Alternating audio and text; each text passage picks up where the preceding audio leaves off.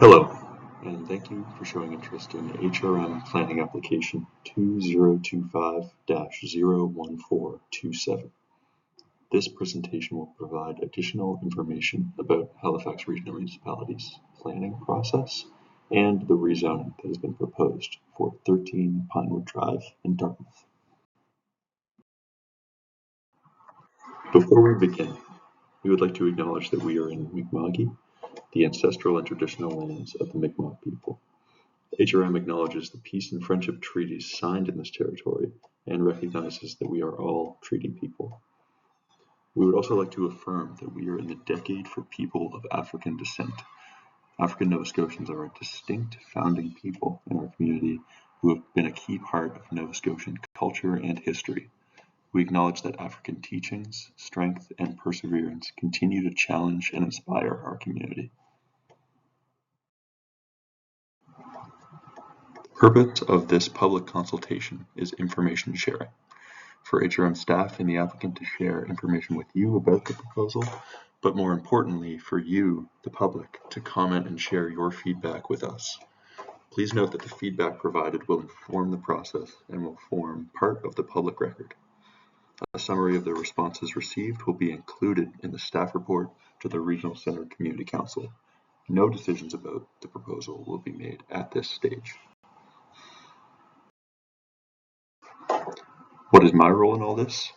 I am the planner assigned to the case, meaning I manage the application through the planning process and its various stages, such as this one, the public engagement stage. I'm also the main point of contact for the applicant and the general public regarding this application.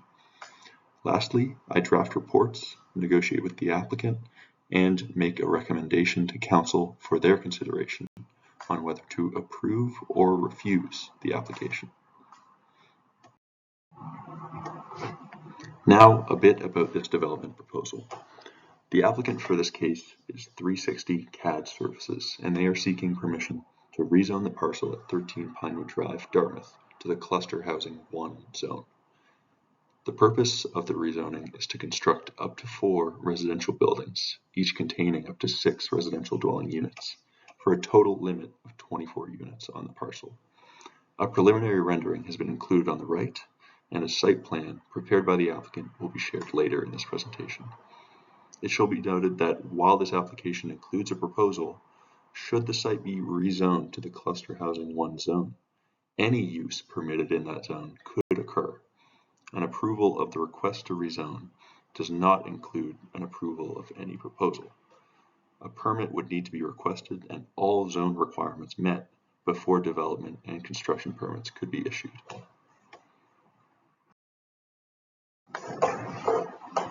Shown here is the subject property, with property boundaries shown in blue. To help situate yourself using the image on the left, you can see its location in relation to Wise Road to the right, and with Tufts Cove to the left.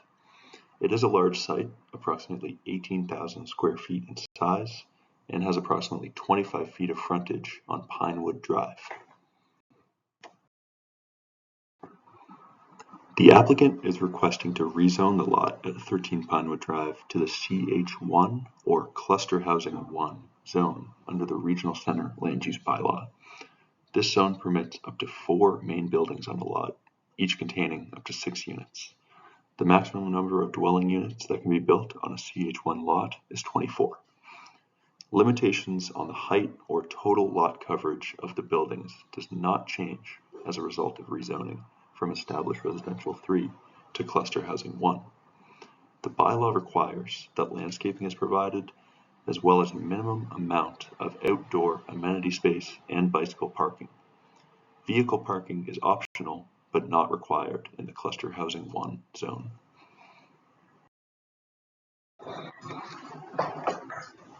When a planning application is made, it is often enabled by planning policies, meaning it was envisioned that development would happen here, and rules and guidelines were written to help shape what the development would look like. Planning in HRM consists of 3 levels of documents. It starts with the regional plan, which is very high level, and it identifies where population growth should occur and where investment of services like transit and piped water and sewer should occur. The second level of planning policies is the community plan. This is focused on a specific geographic area and gets more detailed on what type of development should happen where. Often, planning applications, which require approval by council, are enabled in this plan. For this application, the applicable community plan is the Regional Center Secondary Municipal Planning Strategy. The third layer and most detailed planning document we have is the Land Use Bylaw. This outlines specific zoning and regulations that don't require special approval by council. If you meet the rules, you can go and get a permit without having to engage the public. I've mentioned previously that the applicant is applying for a rezoning, and you may be wondering what that is. A rezoning changes the set of rules that development on a parcel will have to follow. Through the Land Use Bylaw, a specific zone and set of regulations is applied for this property, which govern things like the use of the lands, the height, placement, and appearance of buildings, and any required landscaping, vehicle parking, etc. Now for a policy and bylaw overview. This lot is in the Regional Center Secondary Municipal Planning Strategy and under the Regional Center Land Use Bylaw. The lot is serviced by municipal sewer and water. Its current zone is ER3. Its designation is established residential. Its existing use is vacant.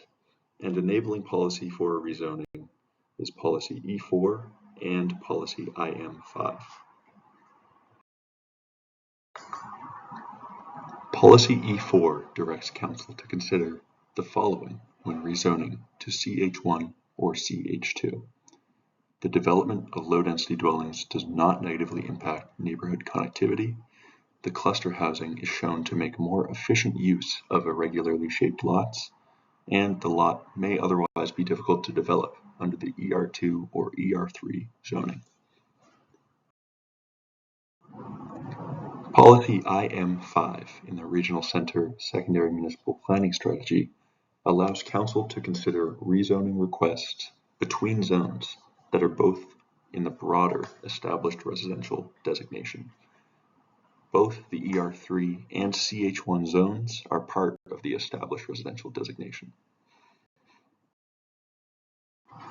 This chart outlines the different stages an application goes through in the rezoning planning process. After the public consultation, there will be further evaluation of the proposal based on your comments and on any outstanding feedback from the internal review. Staff will prepare a report on the proposed rezoning and present it to Community Council, where the public has the opportunity to provide comment on the application. Thank you very much for listening and showing interest in this planning application. We ask that you visit the application webpage highlighted in orange to view the additional materials submitted by the applicant, which go into further detail on this proposal. We request that if you do wish to provide feedback or have questions about this proposal, please contact me, Ronan Gray, either by email or phone. My contact information can be found on the screen. Enjoy the rest of your day.